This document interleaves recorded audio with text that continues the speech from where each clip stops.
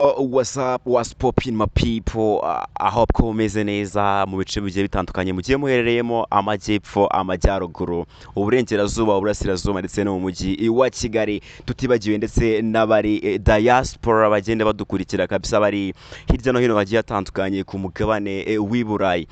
So ndongera ndabasuje kandi mbahaye ikaze mbifuriza gukomeza kugira ibihe byiza muri rusange. Twagarutse rero muri bya bintu byacu, bya bintu twihebeye, bya bintu dukunda, bituraza amajoro, bituraza inshinga, bikaturaza ndetse tudasinziriye tuvuga tuti ese uyu munsi ejo turi buhereze abanyarwanda, turi bubahereze iki muri rusange. So call me Eme.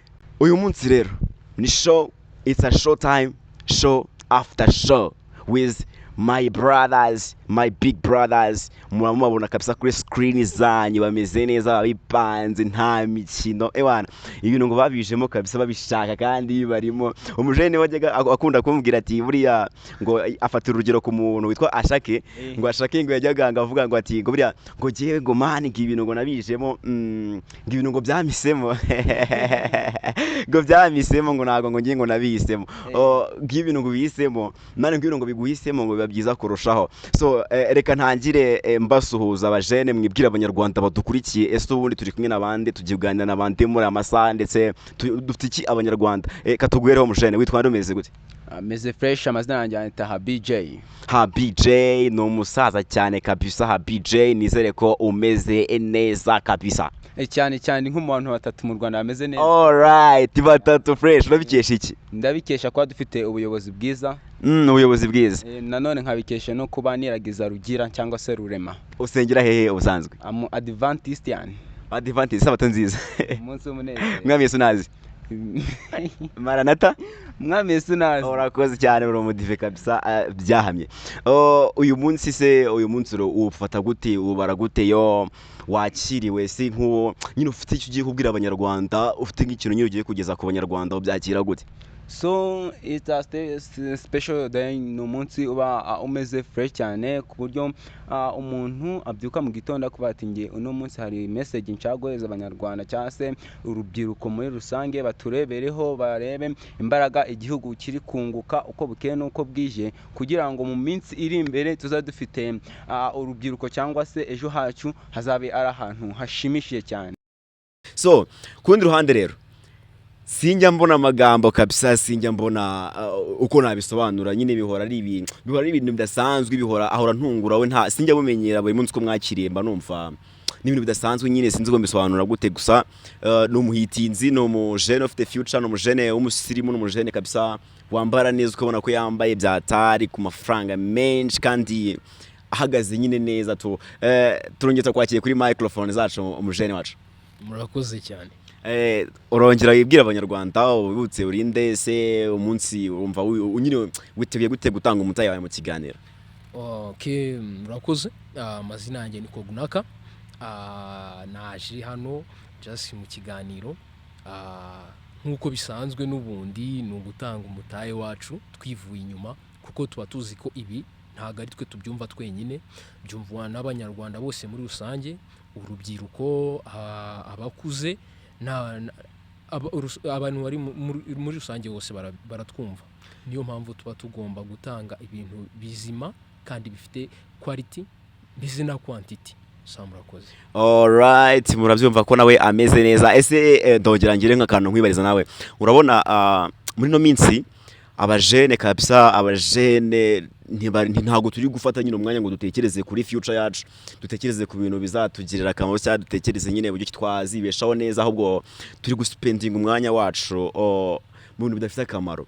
Like ugasanga urubyiruko turi kwiyangiriza, turi kujya mu bintu bidashinga, navuga turi kunywa inzoga nyinshi, like turi guhavinga fun, ugasanga ikibazo nyine abana bagenda babyara imburagiye bari kwiyongera, ugasanga sida mu rubyiruko iragaragara.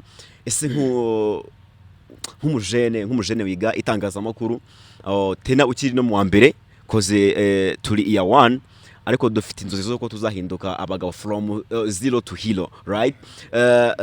Ese ndagira nkubaze nkawe ubitekereza iki, ubona gute, ubifata gute iyo urebye nyine ukuntu abajene babayeho, ese wabahereza inama kugira ngo dukomeze twimprove tuzagire ejo hazaza heza?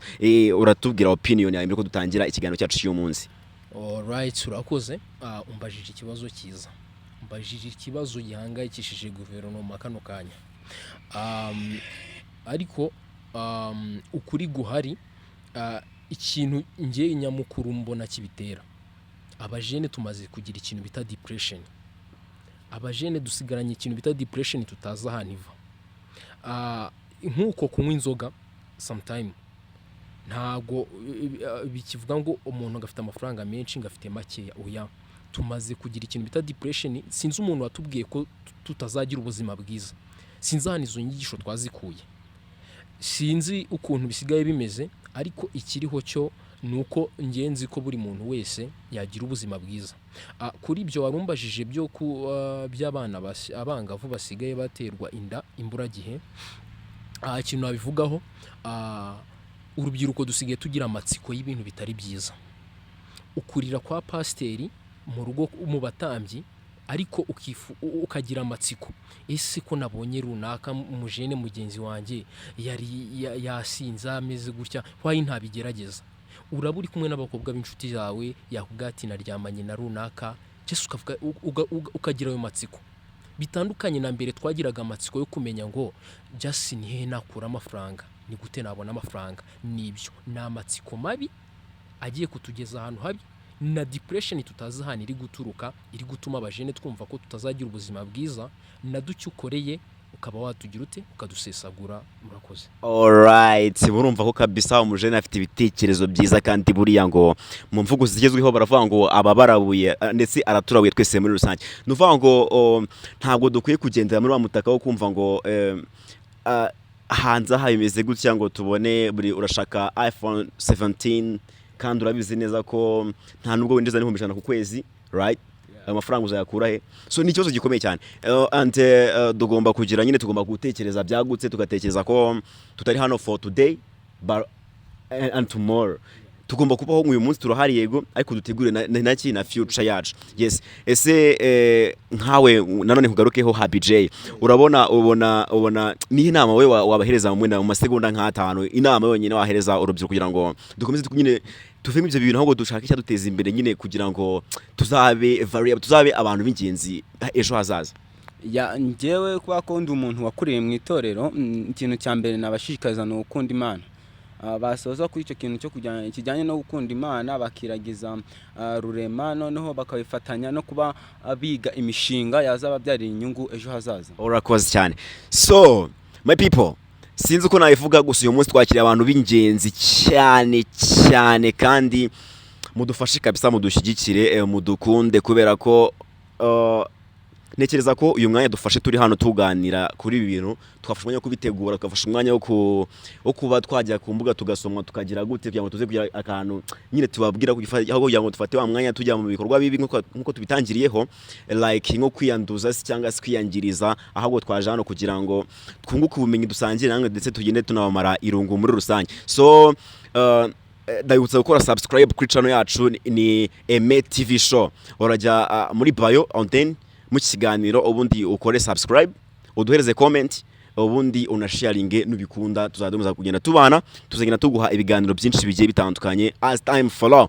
Okay, ladies and gentlemen, ndagira ngo rero manzi mbinjize neza cyane uyu munsi ikiduteranyirije hano ubundi ni iki. Mu minsi yashize, weekend ishize mu mujyi wa Kigali habaye igitaramo cya Zacu Ogara. Iki gitaramo sicyo tuje kugira ngo tuvuge, kubera ko mwagiye mugenda mubyumva kenshi, mugenda mubyumva mu itangazamakuru, ibinyamakuru birandika, ariko si what's trend today, what's going on in the country, what's about it? Ese bimeze bite uyu munsi wa none, ni iki kiri trend, ni iki kugenda kivugwa? Hari insidagiye igarukwaho n'abantu benshi mu itangazamakuru ndetse no ku social media, mukomeza kugenda mubona abantu bavuga bati ese umuhanzi nka The Ben yakwiye kujya mwakira gitaramo yambaye uko yari yambaye umuhanzi nka The Ben yakabaye nyine ari umuntu ufatirwaho icyitegererezo abantu benshi bagenda bamurimira nk'itaka abandi bavuga ko nta cyo byari bitwaye kubera ko babihuza nuko yagiye mwakira gitaramo ariko afite n'urundi rugendo agomba gukora yerekeza Dubai. Uyu munsi none impamvu nazanye aba bajene kugira ngo dufatanye kugenda dushiraho umucyo kugira ngo tugere tubyumva neza kurushaho baduhereza ibitekerezo byabo uko bagiye babyumva uko babibona ndetse nicyo bitekerezaho kubya bivugwa ku mbuga nkoranyambaga. Mu nyemerere mpere kuri uyu mujene kabisa watubwiye kwitwa Happy J. Uyu mujene kabisa gakunda Imana ariko iri zina nago angenda nagutira gusa iri zina ryaturutse ubundi mbere na mbere. Happy J ni izina ryanjye niswe n'ababyeyi. Happy J sure niyo mazina yawe kurera kuranga muntu Happy J cyangwa hari n'ubuhanzi wenda ufite andi mazina nuko yahinnye. Ni izina ryanjye nuko rihinnye. Rirahinnye yarambuye twumve. Ni Happy risobanura habarurema ari yarugira cyangwa se rurema twiyambaza buri munsi na J bisobanura Jean Paul. Happy J ariko Happy J ndumva uri umuhanzi. Yego yes ndi umuhanzi. Wow massive one. Ikiganiro cyacu kiza kugenda neza fresh ndagira ngo mbere uko uza kudutanga igitekerezo cyawe tugiye kuvuga ku banzi bagenzi bawe niba ufite akaririmbo kabisa wakoze indirimbo ndazifite nyinshi cyane. Wow hariyo izwi ngo uduhe akapera twumve ko abanyarwanda bazayikunda. Zirahari nyinshi cyane ku mbuga zanjye Happy J hariho indirimbo zigiye zitandukanye nashyize hanze. Indirimbo ya mbere bayita To Be Boy ndi kumwe na Peter Boy nsohora indi ngoma bayita Zirika ndi kumwe n'undi na Peter Boy. Happy J versus Peter Boy tukubita kapira ku iyo ndirimbo Zirikana. Let's get it. Yama ngo abasore bigashaki muzika dukora ntigira umupaka nibande batubikiye inzikanda batwika mu zikonda bazirika ikiziriko zirika we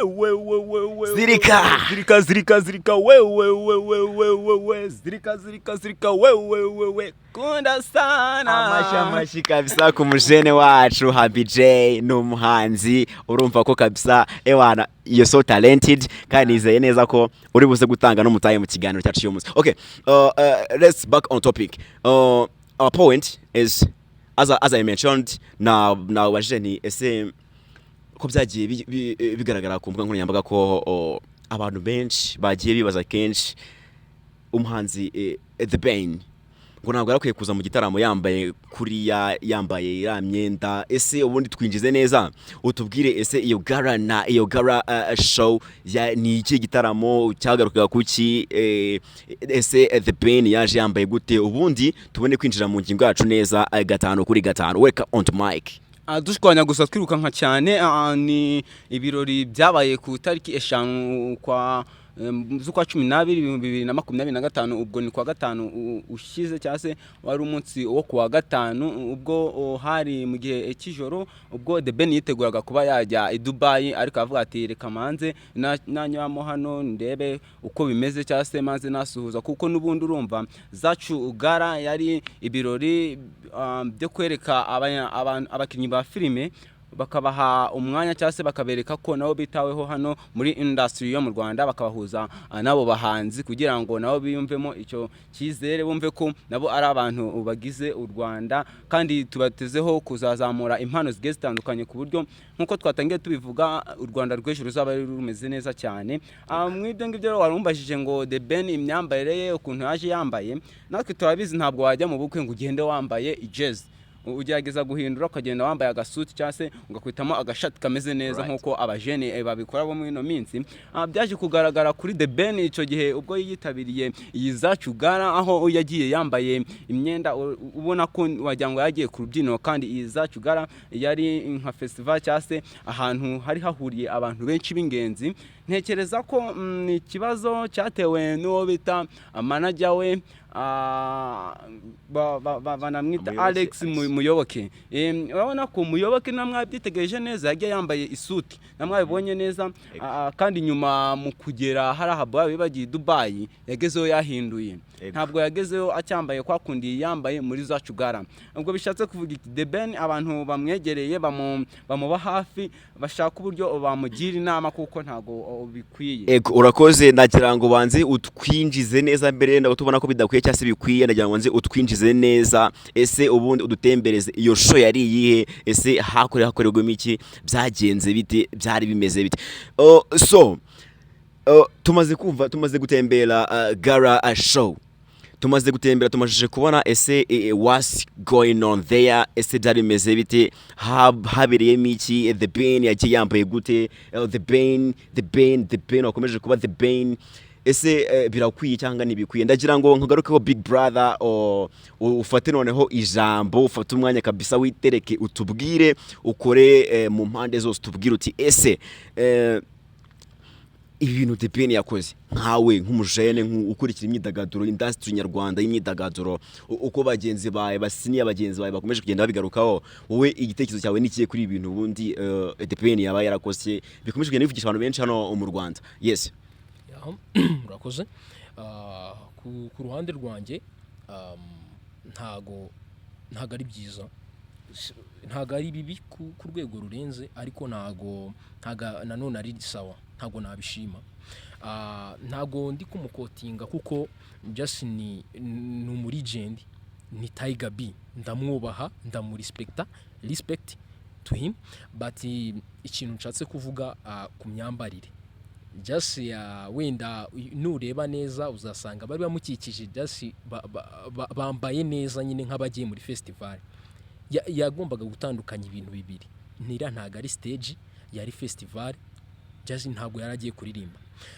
ariko ku rundi ruhande nk'uko mugenzi wanjye bivuze ntago nanone ntabwo nabimwegekaho byose.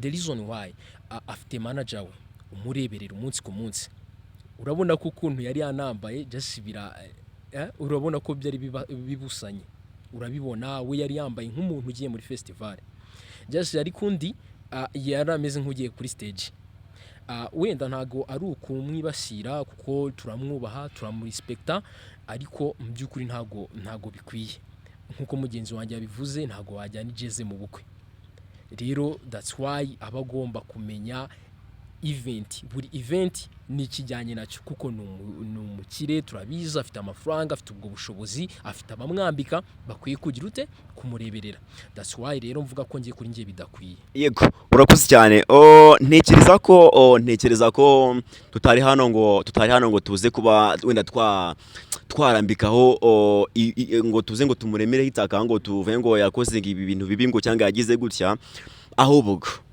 guys ndagira ngo uyu munsi wa none tuze gushira umucyo ku bintu abantu benshi bakomeza kugenda babona kuri social media ariko nicyo twaziye kugira ngo tujye tubinjiza neza tubabwire ibiri gutrending what's new right so niyo task yacu hano uyu munsi ntabwo turi kritika we are not criticizing anyone else so we are just here to make our comment about the social media what trend social media no kuvuga ngo wenda niba nkumvishe neza icyo kumvikanisha nuko The Ben umundi ntabwo wenda kuvuga ko yagiye mu gitaramo yambaye kuri we byaramahitamo right byaramahitamo ariko abantu benshi bakomeje kugenda bavuga ko wenda we hari ni backup yabuze mu bantu bakwimba kuba bamuhereza izo nama se cyangwa kugira ku bantu bagomba kuba bamuhereza suggestion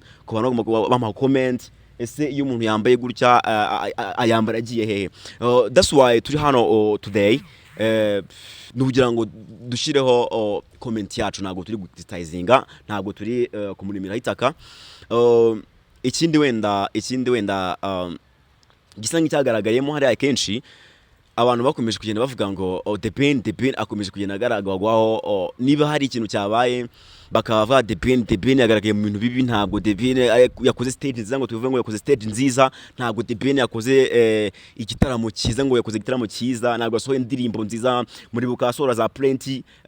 Amagambo yazikurikiye ngo abyinisha abantu benshi ngo wagira ngo ni ubukwe, right?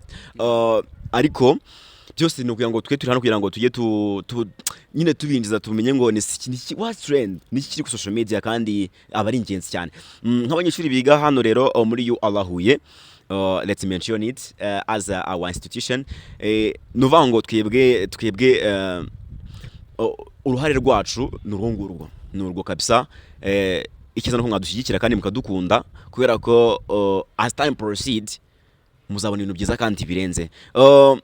Mbere ko dusoza kugira ngo tuze gutegura n'izindi nkuru ziri imbere zikurikira iyi ngiyi, ndagira ngo mubanze nyine buri wese ambwire ese ari ku bwawe ubyumva gute, utekereza ko akaba yaraje ameze gute, utekereza ko wenda ari iki yakoze atagakoze, nyine like nka comment yanyu. Reka mpere kuri Happy J.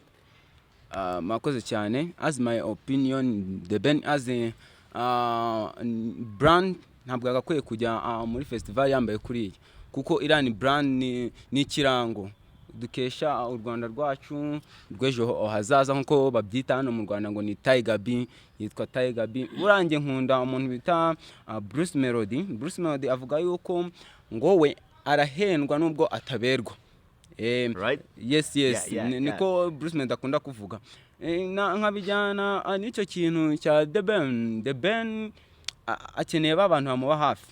Ni brand uri aramamaza, ntabwo abuza amafaranga yo kuba yahereza umuntu akamwambika, even if nubwo iyo myenda yayimusubiza, kuko turafite abantu benshi bambika abantu bakongera bagaterura imyenda yabo. The Ben akeneye abantu bo kumusapotinga bakamuba hafi, ntabwo akeneye bari abantu bamufata nk'aho ari se. Urabona ko uriya Alex Muyoboke amutwara nk'aho ari umwana we, ntabwo agira cya kintu cyo kumubwira ati nyura aha, nyine ntabwo agira ya ntumbe yo kumva ko aramucyaha, yumve ko akwiye kugenda muri icyo gitutu akambwira ati nimba utameze gutya ntabwo njyana nawe. Ntabwo icyo gitutu akibona. Ni nacyo ngewe ntekereza ku bantu baba hafi ya The Ben, bagerageze bamuhe ibitekerezo bizima nka brand nzima dufite mu Rwanda, kandi itari yaka kanya guta, ari na brand izakomeza gutraining hano mu Rwanda. Mwakoze cyane. Urakoze cyane Happy J, ibitekerezo byiza kabisa byubaka kandi komereza aho. Ndaza kugaruka ko dusoza, reka n'umujene twumve opinion ye kabisa kugira ngo tugende tugana ku musozo. Okay, murakoze nanone. Ku ruhande rwanjye ntago njya kure y'ibyo mugenzi wanjye avuze. Ndashaka kuvuga ibintu bitarenze 2 cyangwa 3. Urabona mu by'ukuri The Ben, Tiger B na Alex Muyoboke ni brand zikomeye. Izo brand yo zikomeye zose ari ebyiri biragoye kugira ngo imwe imanaging indi, sibyo? Ntago The Ben ashobora guhitamo ati ngewe nimba ari muri plenty, mu ndirimbo plenty ndashaka gukoresha abantu benshi ngo Muyoboke agira ute abihakane. Ariko mu by'ukuri haramutse avuze ati ngewe just ndeberera wenda inyungu zawe, ngomba no kwinterveningamo cyane nkagira ibyo nkubuza, byakunda. Ariko bashobora kuba hagati yabo harimo ikintu bita gupezanya kwimbaraga, just kwa mafemu ya buri wese, sibyo? Just urabona Alex Muyoboke afite femu ye ku giti cye, Tiger B turamuzi twese, sibyo? Rero naho ndakeka ko wenda ni cyo kibazo cyabayemo. Urabona yaje muri Gala Night yambaye kuriya, Alex Muyoboke ntabwo yambwira ngo just ngo okay ambara gutya. Aba yumva ko yakoze ibikwiye, ni kwa ko nyine kwa gupezanya kwimbaraga, nyine bose bafite femu. Aba yumva ko umwe buri cyo akoze, nyine aba yumva ko nyine just yagitekerejeho ko yako afite femu. Ariko ikintu nkeka ngewe ni hagiremo umwe usa nkaho amwereka ko amureberera, just automatically turabyumva. Alex Muyoboke namwereke ko nubwo afite femu ariko just ni umwana kuri we kandi aramureberera. Ambara bino kubera ko tugiye hano muri iyi ndirimbo, koresha gutya kubera ko biri bugende gutya. amumanaging tutari 100% yimumanaging igice kuko kumumanaging igice nibyo biri gutuma tubona aya magambo yose The Ben Tiger B agaruka mu itangazamakuru rya buri munsi kubera ko yabuze iki izo mbaraga okay nabyita nkaho okay gutinyana just ni brand ya danje yego samurakoze. Okay, all right, amazing and massive one, a beast interview with the guys. Oh, sinyambona amagambo asobanura iyo mbonye abajene kabisa bafite ubushake bashaka kumenya bashaka kunguka kandi bahora biga badashaka guhagarara. Birandenga nkavuga ni ngiye gusanga nkabasabira umugisha ku Mana nkavuga ni anytime aba bana kabisa Imana izabahereza umugisha mwinshi pe kandi nekeza ko Imana iratwumva as you have said. Bavuze ko uwizera Imana adakugwa n'isoni kandi ukora cyane icyo cyawe kigaragaza ibyo ukora bikashobora kuba byaba productive mu buryo bumwe cyangwa ubundi. Koresha imbaraga z'ubusore bwawe ufite in the positive manner. Yes, don't rush. Yeah. Ba wowe ibuka kantu twatangiriyeho tuvuga tuti abajene turi kwiyangiriza, ariko iyo tumenshonize turi kwiyangiriza ntago tuvuze twese, ntago tuvuze nyine totalement twese, nuko dushatse kucya en general nk'ikibazo gihari kandi tuzi, ariko ikiza nuko twebwe tuzi neza ko ari bibi kandi dufite inzira zo ku bigendera kure. Ni byiza ko uyu munsi turi hano n'icyo tuzagaruka n'icyo tuzagaruka. So guys, mu twereka urukundo kabisa, mu supporting, mu following ku mbuga nkoranyambaga zacu, turazimentioninga hasi muri biography ndetse no muri turabaha link muragenda mubonaho social media zacu, ndetse na YouTube channel. Iyi channel iri gucaho kino kiganiro yitwa ni Eme TV show. As you see, Eme TV show, just subscribe, make sure you're subscribed and then share. Even your comment is a big thing for us, kugira ngo ibintu byacu dukora bizakomeze kugenda bishobora kwaguka, ndetse n'ejo bundi tuze tugikoresha microphone nk'izi ngizi, ahubwo tuzabashe kuba dufite ndetse n'ibikoresho bihagije, kandi twaramamaje no kubona amasomo menshi, twarateye imbere, twaragutse, twarageze no mu yindi myaka iri hejuru izakurikiraho. So njyewe rero nitwa Eme, nabashimira ko twabanye neza, nongera kubwira abajene bacu kabisa n'ubutaha tuzaturi kumwe ndetse n'abandi benshi, tuzagenda mubona abantu benshi bagiye batandukanye. Umunsi ndi kumwe na Habijay ndetse na Cognac. Cognac ubundi bite Cognac, wadusangize wa experience ubundi Cognac imizi bite Cognac, niyo mazina yawe ni nickname cyangwa se wenda ufite ubundi bitubwira? Okay, murakoze. Cognac just ni nickname, kubera ko ni izina nyine nabonye just ndarikunda, ariko ntabwo just nkunda ikintu kitagira igisobanuro. Ni ubwoko bw'inzoga, ariko kuba ari ubwoko bw'inzoga really yeah for sure, ntabwo bivuze ko nyikunda, ntabwo bivuze ko nzikunda, ariko just nyine hari impamvu, ni long story. Wenda uko tuzagenda tubona time tuzagenda tubimentioningaho, ariko ni long story, that's why. Ariko nanone nawe utaratugendana ugaragara nk'umuhanzi cyangwa se nk'umuntu ukunda abahanzi, ninde muntu wemera nyine ninde role model wawe, even mu itangazamakuru, even in the music, even everywhere in this industry, ninde wemera? Just mu itangazamakuru just nkunda Rockman Zeimana. Okay, thank you so much. Wemera nde big brother? Mu itangazamakuru nkunda Moses Iradukunda from RBA RTV. Yeah. Okay. Nabashimira mwikabanye neza kandi mwakoze kudukurikira, n'ubutaha muzabane natwe. This is Eme TV show. Ciao ciao. Bye. Turabemera cyane.